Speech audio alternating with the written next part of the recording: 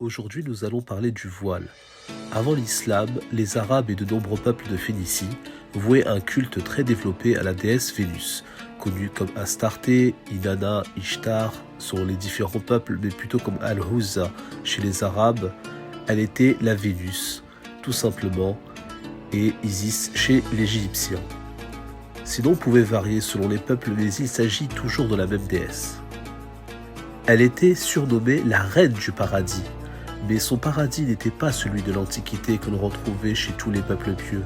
Il s'agit d'un paradis de dépravation où le sexe était au cœur de toute chose.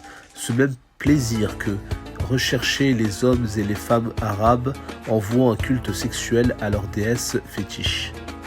Aujourd'hui, l'islam a hérité du culte de Vénus. On retrouve l'usage du niqab, du voile intégral qui couvre le visage, comme symbole du culte de Vénus et des prêtresses de la déesse en question. À l'instar des prêtresses de Vénus, les femmes arabes se couvraient intégralement le visage. Elles s'adonnaient à la prostitution sacrée dans les lieux isolés des regards comme les forêts, mais aussi aux yeux de tous dans les temples comme Jérusalem. Ce culte effectivement a survécu dans le judaïsme et finalement dans l'islam. C'était donc, selon la Bible, le vêtement des prostituées sacrées du temple.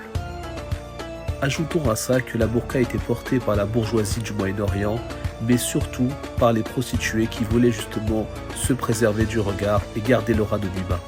C'était aussi donc le vêtement des guerrières, des prostituées et bien sûr des personnes qui voulaient se préserver de l'anonymat pour commettre de bas larcins, mais nous n'oublions pas que c'est le vêtement d'une déesse guerrière.